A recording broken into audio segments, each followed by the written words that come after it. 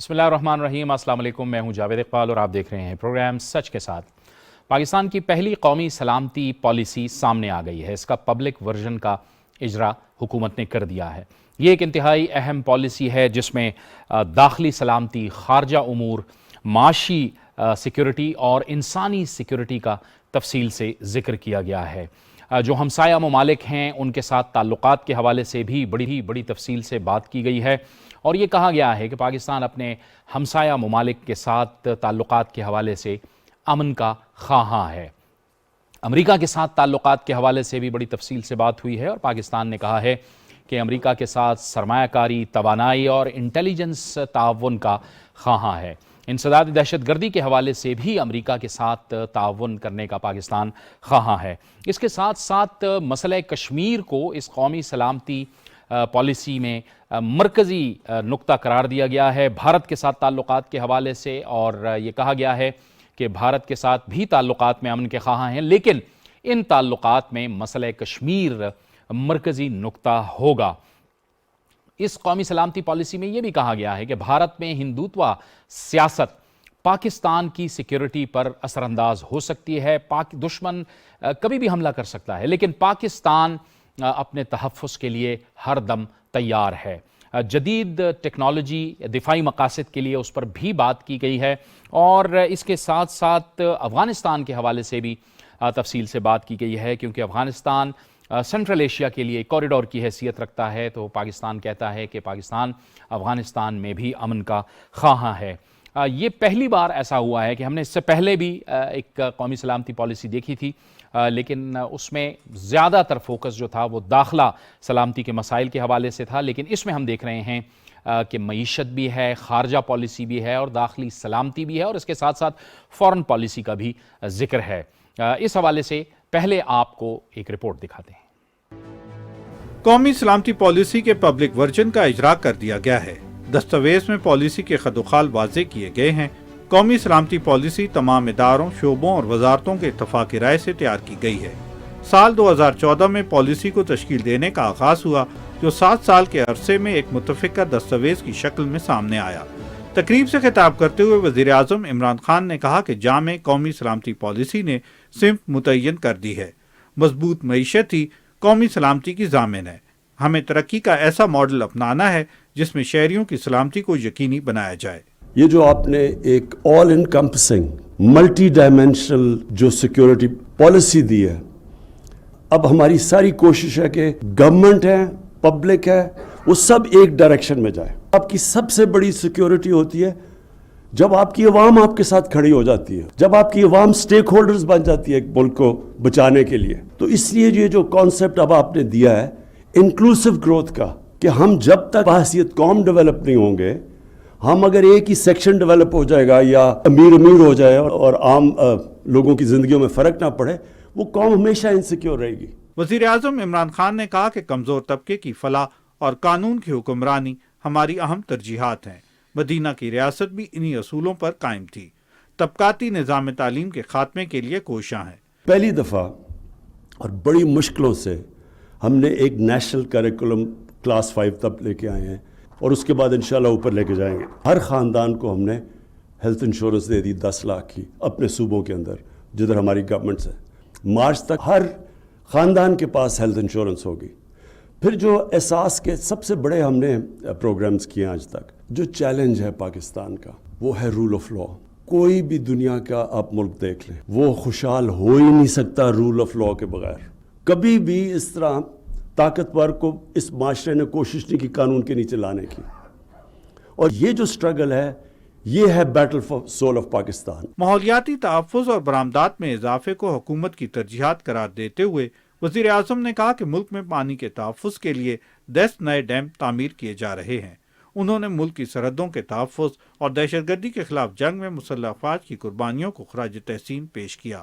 قومی سلامتی کے مشیر ڈاکٹر موعد یوسف نے کہا کہ قومی سلامتی پالیسی ایک چھتری کی مانند ہے جس کا محور معاشی تحفظ و ترقی ہے۔ دیگر تمام پالیسیاں اسی سے منسلک ہیں۔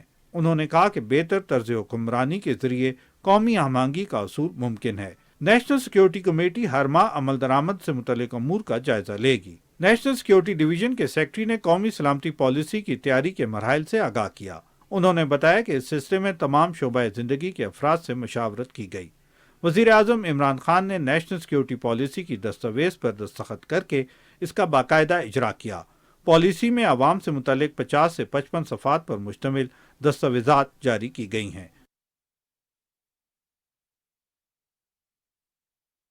रिपोर्ट आपने देखी। अब ये कितनी अहम पेशरफ्त है और इस पॉलिसी के सामने आने के बाद क्या हम एक कोऑर्डिनेटेड फ्रेमवर्क की जानिब बढ़ रहे हैं, ये कितनी अहम पेशरफ्त है, इस हवाले से इन तमाम मामलात पर अपने इस खुसूसी प्रोग्राम में हम बात करेंगे। प्रोग्राम के पहले हिस्से में हम जो अफ़गानिस्तान है, भारत है, इस हवाले से जो सिक्योरिटी के हवाले से अहम नुकात हैं उस पर हम बात करेंगे और इसके लिए हमें ज्वाइन कर रहे हैं नेशनल डिफेंस यूनिवर्सिटी से सीनियर तजियाकार जनाब डॉक्टर खुर्रम इकबाल। डॉक्टर साहब, आपको बहुत खुशामदीद कहते हैं इस गुफ्तगू में। डॉक्टर साहब, आप का एक जनरल कमेंट इस कौमी सलामती पॉलिसी के हवाले से, सबसे पहले तो आप ये बताइएगा कि आपका इस हवाले से क्या पॉइंट ऑफ व्यू है। उसके बाद हम बात करेंगे कि अफगानिस्तान पे क्या है और भारत पे क्या है। जी जावेद इकबाल साहब, ये एक अहम पेशरफ्त है। वो इसलिए कि पूरी दुनिया में ये तरीका राइज है कि दुनिया की मुख्तलिफ हुकूमतें कौमी सलामती के हवाले से या सिक्योरिटी के हवाले से ऐसी डॉक्ट्राइन्स का, ऐसे दस्तावेजात का इजरा करती। उस इजरा का फायदा ये होता है कि दोस्तों और दुश्मनों को आपके इरादों का इल्म हो जाता है। जब आपके इरादे नेशनल सिक्योरिटी के हवाले से इंक्लूसिव, वो प्रो डेवलपमेंट हो, तो आपको नए दोस्त जीतने में आपको इससे खासी मदद मिलती है। तो ये इस ज़िमन में खासा अहम है कि पाकिस्तान में पहली दफा नेशनल सिक्योरिटी के हवाले से हमारी अशराफिया, हमारी पॉलिसी मेकिंग कम्युनिटी किस तरह से नेशनल सिक्योरिटी को समझ रही है, मुस्तकबिल में इसके क्या प्लान्स हैं, ये बहुत जरूरी था दुनिया को बताना। और मैं समझता हूँ कि इससे ना सिर्फ हमें अंदरूनी चैलेंजेस से निपटने में मदद मिलेगी, बल्कि बैरूनी सतह पर भी हमें ज्यादा दोस्त हासिल करने में हमें ये पॉलिसी का खासा फायदा। ठीक है, हमें इस गुफ्तगू में major general retired Ejaz Awan साहब भी ज्वाइन कर रहे हैं, दिफाई तजियाकार। जनरल साहब, आपको भी खुशामदीद कहते हैं। जनरल साहब, आप समझते हैं कि ये एक मुत्तहिदा कौमी सलामती के फ्रेमवर्क की तरफ बढ़ने के एक अहम कदम है जिसमें अवाम की हिफाजत, सलामती और वक़ार के तहफ़्फ़ुज़ को यकीनी बनाने की बात है इसमें? Thank you very much.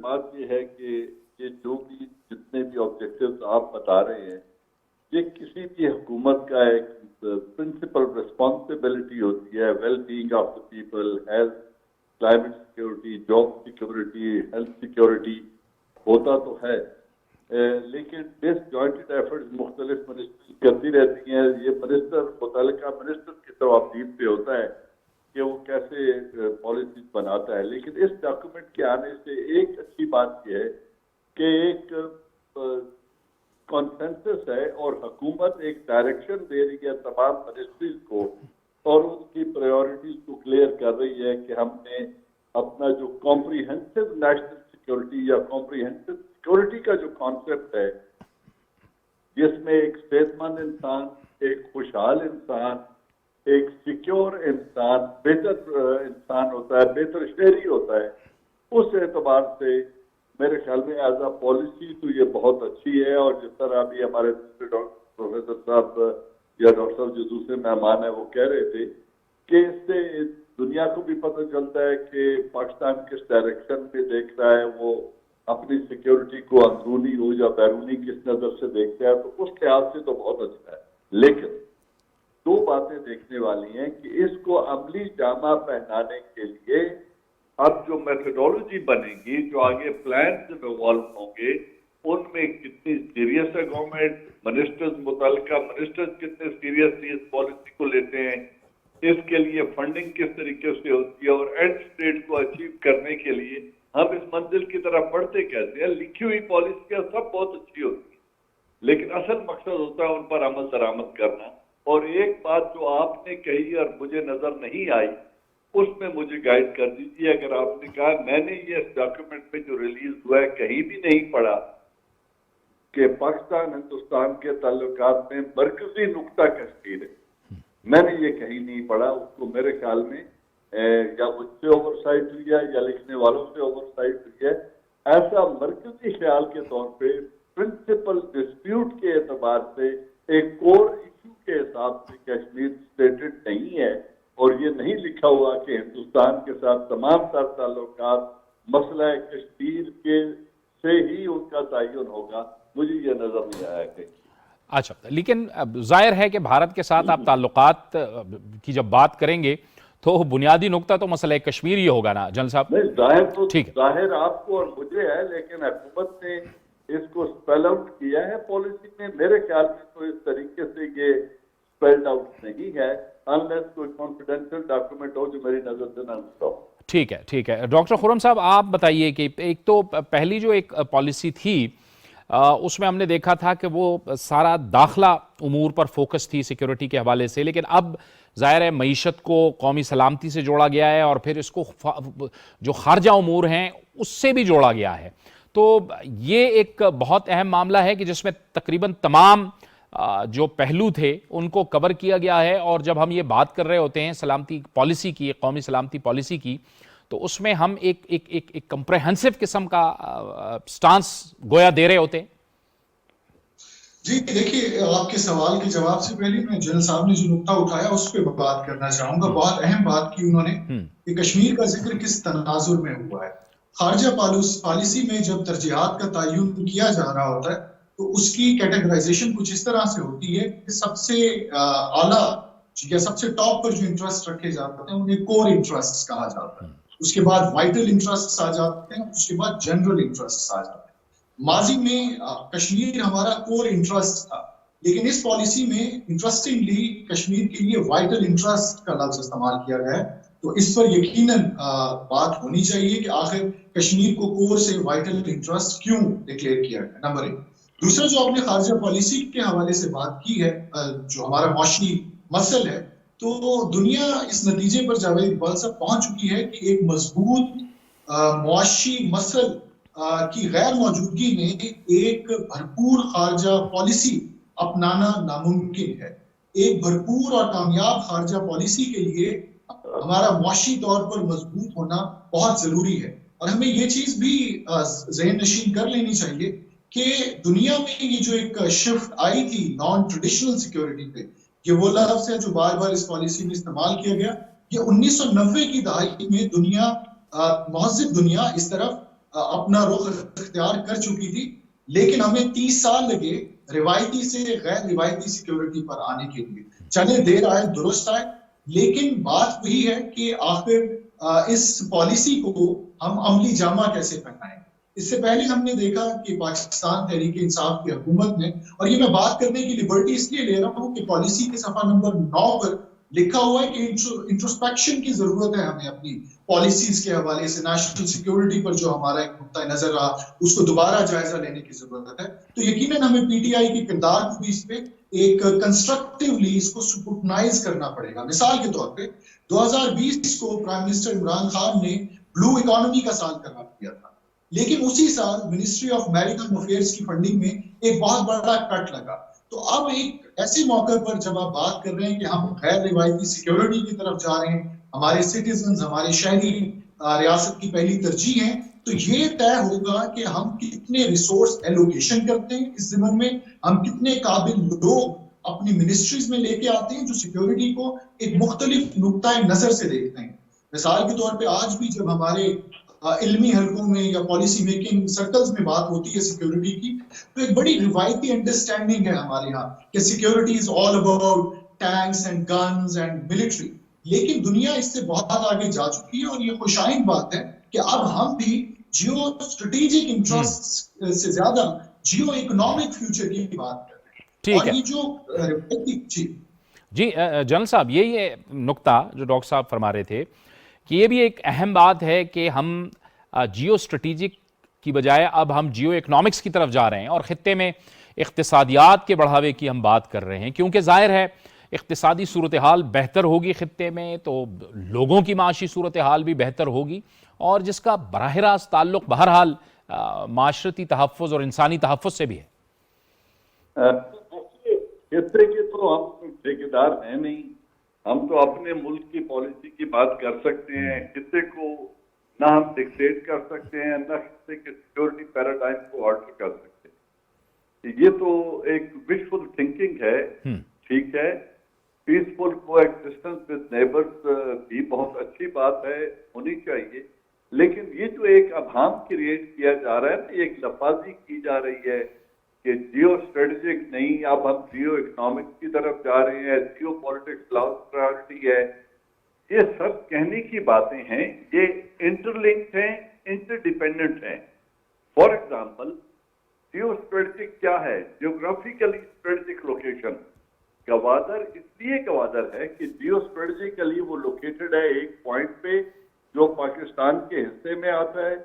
جہاں امن ہو تو افغانستان، ایران، رشیا، چائنا فائدہ اٹھا سکتے ہیں. یہ تو جیو اسٹریٹجک ہے. اب اس میں جیو اکنامکس تب ہے جب بیلٹ اینڈ روڈ انیشیٹو ہوا اور چائنا انویسٹمنٹ کرنے آ گیا، ورنہ یہ جیو اسٹریٹجک تو پچھلے 70 سال سے یہی پڑا ہوا تھا. جیو اکنامک اب اس میں آ گیا تو جیو اسٹریٹجک میں ہی جیو اکنامک ویژن ہو گیا. لیکن امریکہ اس کی مخالفت کر رہا ہے کہ پاکستان اور چین اس کو آپٹیمائز اس پوٹینشیل کو نہ کر سکیں.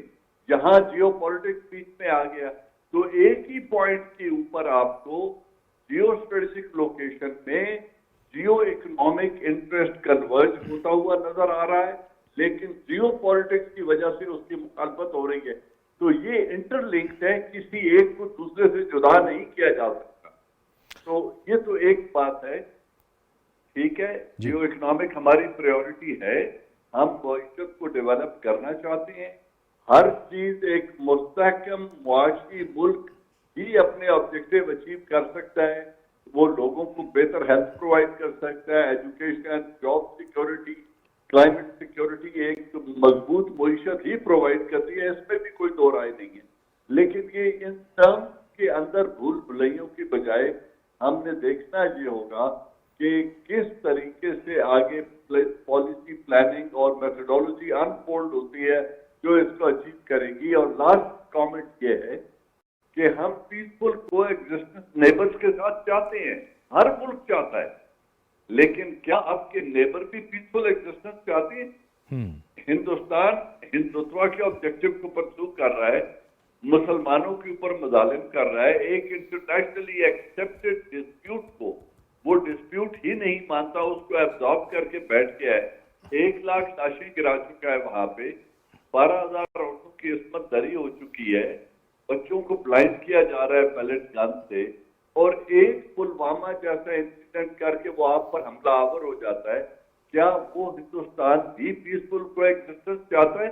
تو یہ ایک تالی ایک ہاتھ سے نہیں بچتی، 2 سے بچتی ہے. پاکستان اچھی خواہش کا اظہار کر رہا ہے گڈ، لیکن کیا افغانستان سے اتنی گڈ ول آئے گی؟ کیا انڈیا سے اتنی گڈ ول آئے گی؟ تو پھر ہم اس کو ایکچولائز کر سکیں گے. لہذا انٹینشن کی حد تک آپ اس سے گڈ پالیسی.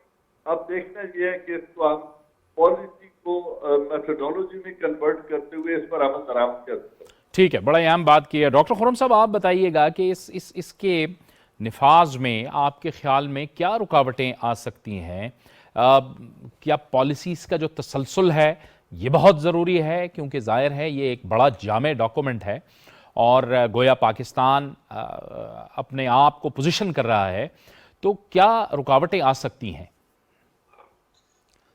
2 قسم کی رکاوٹیں درپیش ہوں گی حکومت پاکستان کو اس پالیسی کے عملی نفاذ کے لیے. سب سے پہلے ہمارے ہاں پالیسی میکنگ سرکلز میں ایسے لوگوں کا فقدان ہے جو سیکیورٹی کے ایک غیر روایتی کانسیپٹ کو سمجھتے ہیں. دوسرا جو خطے کی تصویراتی صورتحال ہے وہ سب سے بڑا ایک میں سمجھتا ہوں بڑی رکاوٹ ثابت ہوگی. وہ اس لیے کہ ہم تو بات کر رہے ہیں اور پالیسی میں بھی اس کا ذکر ہے، ہم نے امریکہ کو پیغام دیا ہے کہ پاکستان کسی کیمپ پالیٹکس کا حصہ نہیں بننا چاہتا. ہم نے اس چیز کو بھی ایکنالج کیا ہے کہ دنیا تبدیل ضرور ہو رہی ہے، لیکن دنیا 2 بلاکس میں تقسیم نہیں ہو رہی، بلکہ طاقت کے کئی مراکز اس وقت جنم لے رہے ہیں. تو آئیڈیلی تو یہی ہوگا کہ طاقت کے مختلف مراکز ہوں اور طاقت صرف ایک ملک کے ساتھ مرکوز نہ ہو، جیسا کہ ہم نے سرد جنگ کے بعد دیکھا.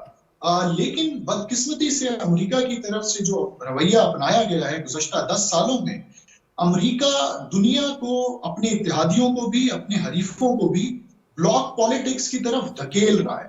اور جس وقت امریکہ آپ کو بلاک پالیٹکس کی طرف دھکیلے گا تو کیا آپ اس سے بچ پائیں گے؟ یہ ایک بہت بڑا سوال ہے. مثال کے طور پہ بیلٹ اینڈ روڈ انیشیٹو یا چائنا پاکستان اکنامک کوریڈور کو سمجھا جاتا تھا کہ یہ ایک ڈرائیور ہوگا پاکستان کی جیو اکنامکس کی جو ایک پیراڈائم شفٹ ہے اس کے لیے. ہم نے کوشش بھی کی، ہم نے انڈیا کو بھی اعتماد میں لینے کی کوشش کی، لیکن صدر ٹرمپ کے دور میں پاکستان کو واضح پیغام دے دیا گیا کہ either you are with us اور اگینسٹ اس. اس پیغام کا روح یہی تھی جو 9/11 کے بعد رچرڈ آرمٹیج کی طرف سے ہمیں دی گئی تھی. سی پیک کے موضوع پر ہمیں ایسے پیغام ملے، پاکستان نے پھر اپنی کچھ پالیسی ایڈجسٹمنٹس بھی کی. تو میں سمجھتا ہوں کہ یہ تصویراتی صورتحال ایک بہت بڑا چیلنج ہوگا پاکستان کے لیے. لیکن جب ہم بات کرتے ہیں ہندوستان کی یا کسی اور بھی ملک کی، تو کئی ملک ایسے ہیں جو دنیا کی اس بدلتی ہوئی، تیزی سے بدلتی ہوئی صورتحال میں بھی اپنے اپنے ملک کے انٹرسٹ کو ایکسپینڈ کر لیں. تو یہ مشکل ضرور ہے، ناممکن نہیں ہے. ضرورت اس امر کی ہے کہ طاقت کے نئے مراکز جو اس وقت دنیا میں سامنے آ رہے ہیں، وہ صرف چین اور امریکہ نہیں ہے، اس میں یورپ ایک نئے طاقت کے مرکز کے طور پہ سامنے آ رہا ہے. افریقہ اپنے آپ کو ریوائیو کر رہا ہے، ایشیا کی ریسرجنس ہوتی ہے. ہمیں طاقت کے، وسائل کے ان تمام مراکز کے ساتھ چلنا پڑے گا. اور خدا نہ خواستہ جب وقت آن پڑے کہ سمت یا ہم نے کس کی سائیڈ لینی ہے، تو سائیڈ ہم نے اسی ملک کی لینی ہوگی جو ہر مشکل وقت میں ہمارے ساتھ کھڑا ہے. بہت بہت شکریہ، بہت بہت شکریہ ڈاکٹر خرم اقبال صاحب آپ کا. میجر جنرل ریٹائرڈ اعجاز امان صاحب آپ کا. آپ نے سلامتی کے حوالے سے اور سیکورٹی کے حوالے سے پروگرام کے اس حصے میں ہمارے ساتھ گفتگو کی. ایک بریک کا وقت ہوا چاہتا ہے اور بریک کے بعد ہم بتائیں گے آپ کو کہ اس قومی سلامتی پالیسی میں جو خارجہ پالیسی کے حوالے سے اور خارجہ امور اور جو ترجیحات ہیں پاکستان کی، اس حوالے سے کیا بات کی گئی ہے، اس کا ذکر ہوگا ایک بریک کے بعد.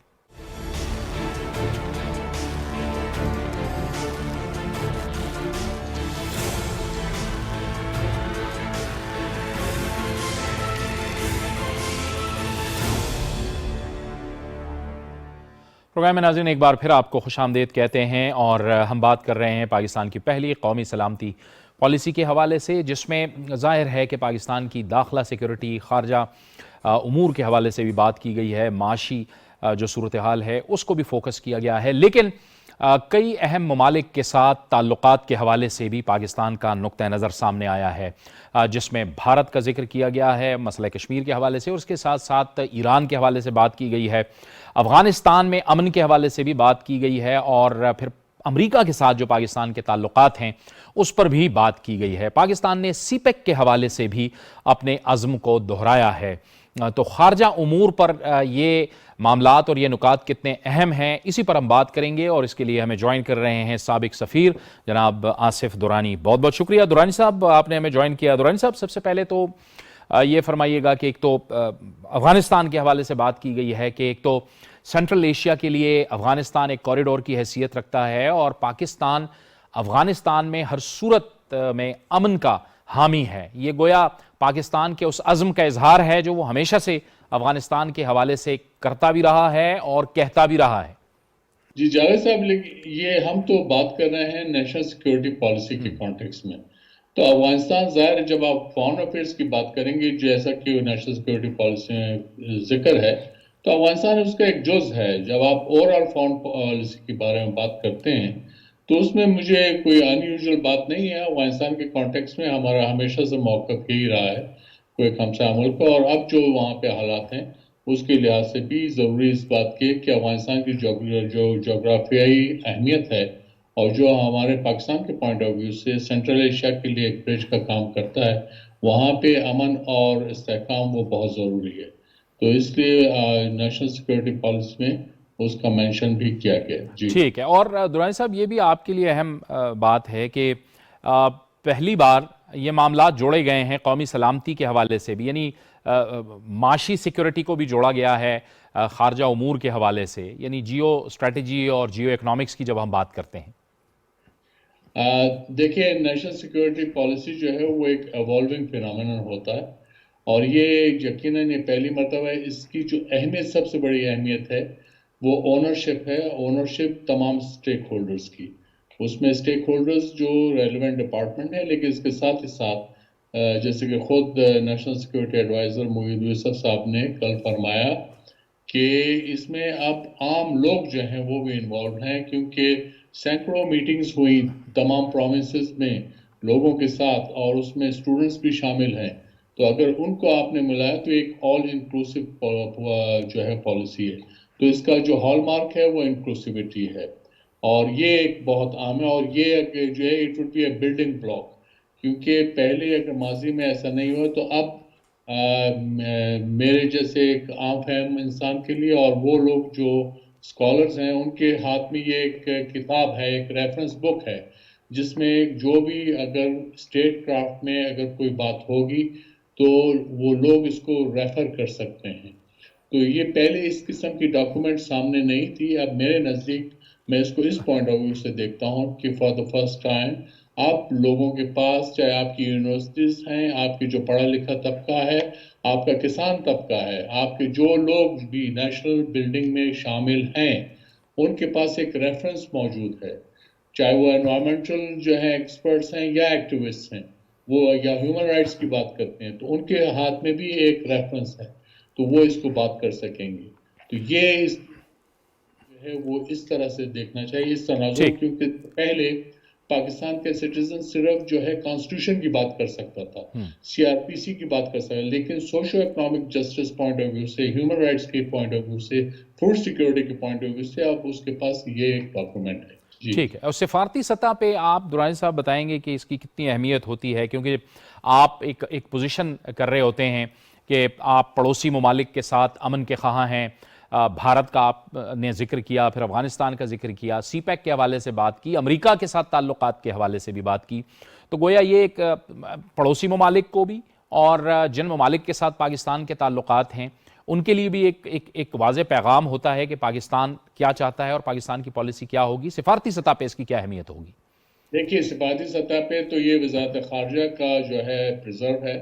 وزارت خارجہ ہی ڈٹرمن کرتی ہے تعلقات کے سلسلے میں، باقی جو ڈپارٹمنٹس ہیں اس میں کنٹریبیوٹ کرتے ہیں.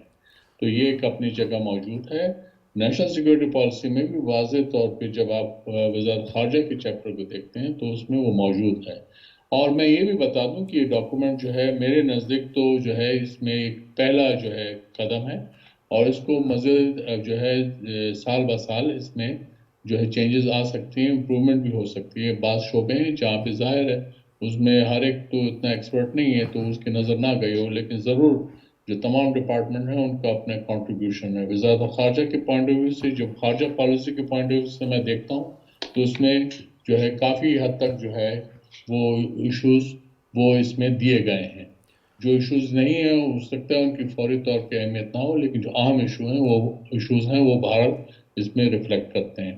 تو یہ لیکن جیسے کہ میں نے پہلے عرض کیا، یہ اب ایک وہ ریفرنس ڈاکومنٹ ہے کہ جس میں ہر شہری اس ملک کا وہ اب اس کو ریفر کر سکتا ہے.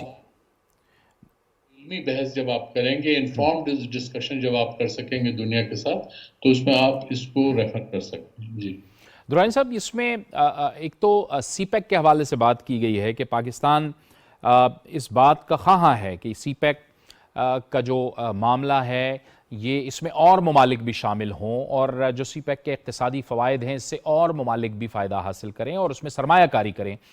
اس کے ساتھ ساتھ اگر ہم جب بات کر رہے ہیں کہ پاکستان امریکہ کے ساتھ سرمایہ کاری کے حوالے سے، توانائی کے حوالے سے، انسداد دہشت گردی کے حوالے سے جو انٹیلیجنس شیئرنگ ہے اس میں بھی تعاون کا خواہاں ہے، تو گویا ایک طرح سے جو چین کے ساتھ تعلقات ہیں، جو امریکہ کے ساتھ تعلقات ہیں، گویا یہ ایک عکاس ہے کہ اس میں بھی، ان تعلقات میں بھی پاکستان ایک توازن چاہتا ہے.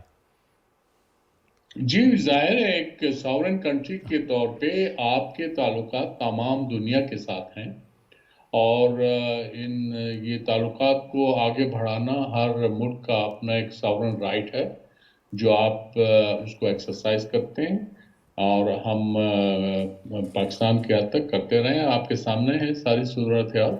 تو چائنا کے ساتھ جو ہمارا ایک آئرن برادر ریلیشن شپ ہے وہ اپنی جگہ موجود ہے، اور اس کا اعادہ اس طرح سے کیا ہے کہ جو ہمارے جو تعلقات ہیں وہ ٹرسٹ کی بنیاد پہ اور اسٹریٹجک کنورجنس کی بنیاد پہ چائنا کے ساتھ ہیں۔ امریکہ کے ساتھ ہمارے تعلقات کا جب ذکر کیا جاتا ہے تو وہ ایک لانگ، اس کی ایک بڑی ہسٹری ہے، اور لیکن ہم اب جو ہے کیمپ پالیٹکس کو سبسکرائب نہیں کرتے۔ پہلے آپ کو پتہ ہے جیسے ہم امریکن کیمپ میں ہوا کرتے تھے، وہ بات اب نہیں رہی، تو وہ میرے خیال میں ایک پازیٹیو ڈیولپمنٹ ہے، اور ریجن کے لحاظ سے بھی اس کی بڑی اہمیت ہے۔ تو اس لیے پاکستان کے جو خارجہ تعلقات ہیں ان کے اندر ایک کوالٹیٹیو چینج آپ دیکھ سکتے ہیں، اس میں ریجنلزم کو زیادہ ایمفیسائز کیا گیا ہے، اور میرے خیال میں یہی پاکستان کی خارجہ پالیسی کی اسٹرینتھ ہوگی کہ اگر ہم ریجن میں جو ہے ایک ہمارے تعلقات امن کی بنیاد پہ قائم ہوں تو اس کا سب سے زیادہ فائدہ جو ہے وہ ہمارے عوام کو اور ریجن کے عوام کو پہنچے گا۔ جی، اور ایران کے حوالے سے بھی دورانی صاحب بات کی گئی ہے، اور پھر ساتھ میں یہ بھی کہا گیا ہے کہ یہ جو بھارت کے اندر ہندوتوا سیاست ہے وہ پاکستان کی سیکیورٹی پر بھی اثر انداز ہو سکتی ہے، یہ بھی آپ کے خیال میں ایک بڑی اہم بات ہے؟ جی، اس کا اعادہ تو پہلے ہی حکومت کرتی رہی ہے، اور اس پہ وقتاً فوقتاً جو ہے اس کا اظہار ہوا ہے، لیکن یقیناً 2014 کے بعد سے انڈیا کے اندر ایک پیراڈائم شفٹ آیا ہے۔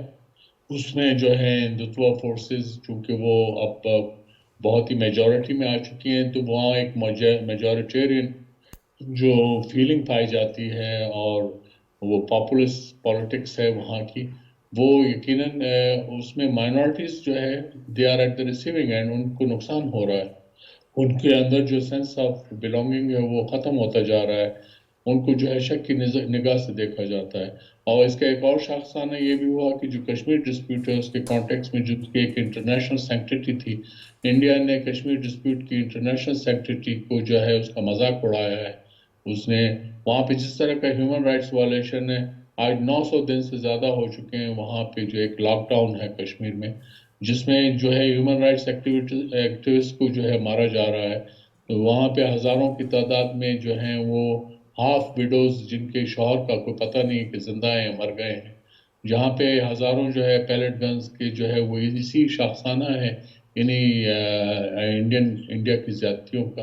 تو یہ ظاہر ہے یہ تمام وہ احاطہ کرتے ہیں کہ جس کو اس میں ہائی لائٹ کیا گیا، اور یہ چیزیں اگر آپ نے دیکھا ہوگا تو اس میں بائیلیٹرلی جو ہے وزارت خارجہ کی طرف سے ہوتے رہے، لیکن نیشنل سیکورٹی پالیسی کے اندر اس کا جو ریفلیکشن ہے وہ اسی بات کو ریفلیکٹ کرتا ہے کہ اس کو اب ایک جگہ کیا گیا ہے، اس میں جو ہے خارجہ امور کے ساتھ ساتھ باقی جو اہم ایشوز ہیں وہ بھی ساتھ ایک جگہ کیے ہیں۔ تو آپ کے پاس ایک کتاب کی صورت میں جس میں جب آپ اپنے پاکستان کی ایک نیشنل سیکیورٹی پالیسی یا اس کی فردر اسٹریٹجائز تو وہ بعد میں کریں گے، لیکن اس کی جو پالیسی ہے اس کے خد و خال آپ کو کے سامنے ہوں گے، جو کہ آپ بحیثیت پاکستانی کانفیڈنس کے ساتھ پیش کر سکتے ہیں۔ جی، بہت بہت شکریہ آصف درانی صاحب، آپ کا سابق سفیر ہم سے گفتگو کر رہے تھے، اور ان کا کہنا تھا کہ یہ ایک بہت اہم ڈاکومنٹ ہے اور بہت اہم پالیسی ہے جس کے خارجہ سطح پر بھی بڑے اثرات ہوں گے، اور اس کی بڑی اہمیت ہے۔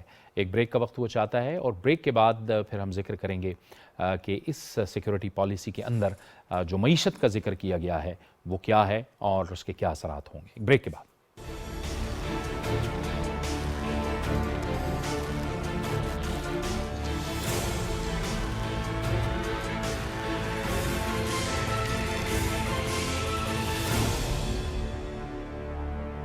پروگرام میں ناظرین ایک بار پھر آپ کو خوش آمدید کہتے ہیں، اور ہم بات کر رہے ہیں اپنے آج اس خصوصی پروگرام میں پاکستان کی پہلی قومی سلامتی پالیسی کے حوالے سے۔ اس میں معیشت کا بھی بڑی تفصیل سے ذکر کیا گیا ہے، اور ظاہر ہے کہ جو سلامتی ہے پاکستان کی داخلی سلامتی ہے اسے معیشت کے ساتھ جوڑ کر اس میں خارجہ امور کو بھی شامل کیا گیا ہے۔ یہ بڑی اہم پیش رفت ہے۔ اس قومی سلامتی پالیسی میں یہ بھی ذکر کیا گیا ہے کہ ذرائع آمدن بڑھا کر جو روایتی انسانی سیکیورٹی ہے اس پر لگانے کا بھی نظریہ اپنایا گیا ہے۔ اس کے ساتھ ساتھ سی پیک کے حوالے سے بھی بات کی گئی ہے۔ یہ کتنا اہم ڈاکومنٹ ہے، اسی پر بات کرنے کے لیے ہمیں جوائن کر رہے ہیں معاشی تجزیہ کار جناب ڈاکٹر خاقان حسن نجیب۔ بہت بہت شکریہ ڈاکٹر صاحب، آپ فرمائیے گا یہ کتنی اہم پیش رفت ہے جس میں معیشت کو فوکس کیا گیا ہے، اور ظاہر ہے کہ جب ہم سلامتی کی بات کرتے ہیں تو اس میں خارجہ امور بھی آتے ہیں، لیکن معیشت جو ہے اس کو براہ راست جوڑا گیا ہے ملکی سلامتی کے ساتھ۔ بسم اللہ الرحمن الرحیم. Thank you Javed for having me on your show. دیکھیں اس وقت معیشت کا کسی بھی کنٹری کے لیے ایک کلیدی رول ہے، وہ ذرائع فراہم کرنے کے لیے، جابس فراہم کرنے کے لیے اور سوشل کوہیژن فراہم کرنے کے لیے فیکس آمدنی کے بڑھنے سے. اور اس لیے معیشت کو اگر کلیدی رول جو ہے اس کا ایکسیپٹ کیا جائے تو اس سے ہماری ملکی سلامتی جو ہے وہ اس طرح بھی بہتر ہوگی کہ جو لوگ ہیں وہ اس میں زیادہ نوکریاں ان کو ملیں گی، جو لوگ ہیں ان پہ زیادہ خرچہ کیا جائے گا، جیسے کہ معیشت بہتر ہوگی اس سے ہم زیادہ آمدن حاصل کر پائیں گے اور وہ ہم ڈیفنس پہ بھی خرچ کر پائیں گے، اور جیسے کہ آپ نے صحیح کہا وہ ہیومن ڈیولپمنٹ پہ بھی خرچ کر پائیں گے. پر اصل بات یہ ہے کہ ہمیں یہ دیکھنا ہے کہ ہماری معیشت جو ہے پاکستان کی اس وقت، اس کے کلیدی مسائل یعنی کہ فنڈامنٹل مسائل کیا ہیں، اس کی اس وقت سمت کیا ہے، اس کی اس وقت سمت کو درست کرنے کی کیا ضرورت ہے، ہمارے پاس کیا وسائل موجود ہیں جو کہ ہم اس میں سرو کر سکتے ہیں تاکہ ہم اس طرف جا سکیں. یہ ایک اسٹیٹمنٹ آف انٹینٹ جب میں اس کو پڑھتا ہوں تو یہ ایک اچھی اسٹیٹمنٹ آف انٹینٹ ہے اور یہ انٹیگریٹ کر دیتی ہے ویریس پالیسیز کو. اگر ہم اس کو ڈیپ دیکھیں تو جیسے اس میں ایک پالیسی کا ذکر ہے نیشنل فوڈ سیکیورٹی. اب نیشنل فوڈ سیکیورٹی پالیسی 2018 میں بنی، اس پالیسی کا ذکر بھی کیا گیا اور ایز اے سیکٹورل پالیسی اس کو لے کے چلا گیا ہے. سو آپ انٹیگریٹ کر رہے ہیں ایگریکلچر کی پالیسی کو ایک مین سٹریم پالیسی میں، تو آپ سیکٹورل پالیسی کو، اسی طرح واٹر پالیسی بنی ہوئی ہے، اسی طرح آپ کو پتا ہے کہ بہت سی انرجی پالیسیز بنی ہوئی ہیں. سو ان پالیسیز کو ایک سمت میں لانے کے لیے as an umbrella document, as an umbrella frame work جو ہے وہ یہ بہت اچھا قدم ہے. اور یہ چونکہ 7 سال سے ہو رہا ہے تو میں امید رکھتا ہوں کہ یہ پچھلی حکومت نے بھی کیا، اس حکومت نے بھی کیا، اور اس میں سول اینڈ ملٹری دونوں نے چونکہ ایک رول پلے کیا ہے. ہم چاہیں گے کہ پارلیمان کا رول جو ہے اس میں اور ہو. مجھے معلوم ہے کہ ڈیفنس کی جو کمیٹی ہے سینٹ کی، اس میں اس کی بریفنگ بھی ہوئی ہے، بٹ اور ان کا رول ہو تاکہ اونرشپ جو ہے وہ ان دی اینڈ پارلیمان کی ہونی چاہیے، کیونکہ پارلیمان ہی وہ فورم ہے جس کے ذریعے آپ لوگوں کی اونرشپ کریں گے. آج کی معیشت جو ہے جاوید، وہ ہمارے پاس جو ہے وہ لوگوں پہ بیسڈ ہے، وہ ہیومن نالج ہے، وہ ہیومن ایمپتھی ہے، وہ ہیومن مینجمنٹ ہے، وہ ہیومن پروڈکٹیوٹی ہے، وہ ہیومن انوویشن ہے، وہ ہیومن انٹرپرینیورشپ ہے.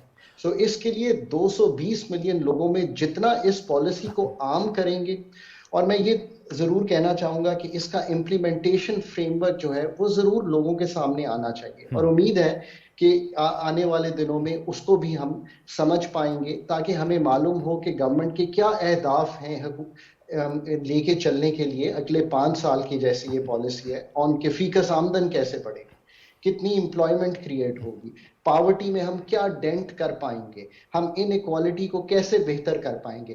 یہی وہ چیزیں ہیں جو انویزج کی جاتی ہیں سوشل کوہیژن کے لیے، تاکہ جو لوگ مین سٹریم میں نہیں ہیں، اگر آپ ٹریڈیشنل سیکیورٹی میں چلے جائیں تو وہ بھی مین سٹریم ہو سکیں، اور اس سے وہ پیسے کریٹ ہو سکیں جو واپس ہم کنٹری کے ڈیفنس پر اور ہیومن ریسورسز پر خرچ کر سکیں. یہ جیسے ڈاکٹر صاحب، جیسے وزیر اعظم عمران خان صاحب نے بھی اس جانب اشارہ کیا تھا کہ جب ہم اداروں کے پاس جاتے ہیں قرضوں کے لیے، اور انہوں نے IMF کا ذکر کیا، تو بہت سے پھر معاملات پہ، اہم معاملات جو ہیں ان پہ جو ہے سیکیورٹی یا بہت سی چیزیں جو ہیں وہ کمپرومائزڈ ہو جاتی ہیں. گویا انہوں نے مینشن تو ٹھیک کیا تھا نا. دیکھیں IMF is the lander of the last resort, یعنی کہ جب بھی آپ کو بہت ایسے سرکمسٹانسز پیدا ہوتے ہیں، پاکستان کے کیس میں یہ عموماً بیلنس آف پیمنٹس یا جو ہمارا خارجی جو ہمارے پیسوں کا توازن ہے، اس میں جب عدم توازن آتا ہے تو ہمیں جانا پڑا ہے. ہم نے 22 پروگرام کیے ہیں مطلب جاوید یہ ٹو مچ ہے پاکستان کے لیے. آخر کار تو ہمیں اپنے پاؤں پہ کھڑا ہونا ہے.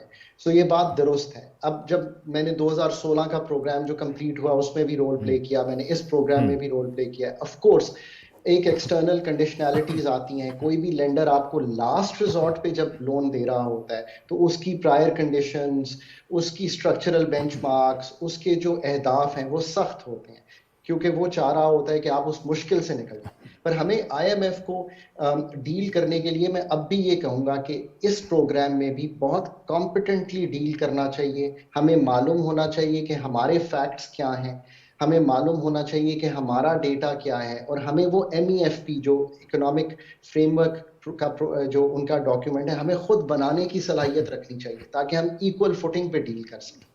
بٹ یہ بات درست ہے کہ جب آپ کی اکنامک اسٹیبلٹی چیلنج ہو رہی ہوتی ہے اور آپ پیسے مانگ رہے ہوتے ہیں, اور ان پیسوں سے صرف آپ کو اسٹیمپ آف اپروول ہی نہیں چاہیے ہوتی, بٹ یہ بھی چاہیے ہوتا ہے کہ آپ کو باقی لینڈرز بھی پیسے دیں, ملٹی لیٹرلز, آپ سکوک فلوٹ کر سکیں, آپ کمرشل بوروئنگ کر سکیں, تو آپ کی کو ایسی شرائط ماننی پڑتی ہیں جو کبھی کبھی ہمارے جو ایڈجسٹمنٹ ہے اس کا جو اثر ہے وہ لوگوں پہ بہت چھوڑتی ہیں. بٹ میں نے بارہا کہا ہے کہ ایک میں ضرور کہوں گا کہ I M F is a matter of negotiation. ہمیں بہت اچھی نیگوشیشن سے ہم کر سکتے ہیں وہ اہداف طے جس سے ہماری جو تکلیف ہمارے لوگوں کو ہوتی ہے ایڈجسٹمنٹ کی وہ کم سے کم ہو اور ہمارے کلیدی مسائل. ٹھیک ہے ڈاکٹر صاحب, لیکن حکومت جب اصلاحات کرتی ہے, جب ریفارمز کرتی ہے, معیشت کو بہتر کرنے کے لیے اقدامات لیتی ہے, آپ سمجھتے ہیں کہ کیا ان کے لیے آسان ہوتا ہے؟ کیونکہ بہت مشکل فیصلے کرنے پڑتے ہیں. اور پھر کیا آپ کے خیال میں پالیسیز کا تسلسل اور مضبوط سیاسی اور حکومتی جو استحکام ہے وہ بھی بہت ضروری ہوتا ہے اس کے لیے؟ آپ بالکل درست کہہ رہے ہیں. دیکھیں اب آئی ایم ایف کا ایک اور جو نقصان ہمیں ہوتا ہے وہ یہ ہوتا ہے کہ اتنا پولیٹیکل اور سوشل کیپٹل جو ہے وہ ان اصلاحات میں چلا جاتا ہے جن کا زیادہ تعلق نہ پرائسنگ چینجز سے ہوتا ہے. جیسے کہ آپ نے روپے کی قیمت میں ایڈجسٹمنٹ دیکھی, آپ نے یہ دیکھا کہ انٹرسٹ ریٹ چینج ہوا, آپ نے دیکھا کہ آپ کو الیکٹریسٹی کی قیمت چینج کرنی پڑی.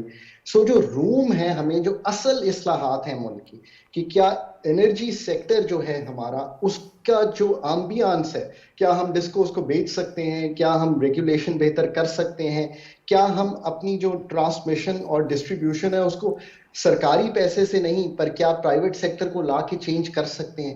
تو جو روم ہے اصل اصلاحات کا, جن کو میں کہتا ہوں فنڈامنٹل اسٹرکچرل چینجز چاہیے اس اکانومی میں, اگر ہم نے اس آئی ایم ایف پروگرام کو یہ سمجھنا ہے کہ یہ ہمارا آخری پروگرام ہے, ورنہ ایسا نہیں ہوگا.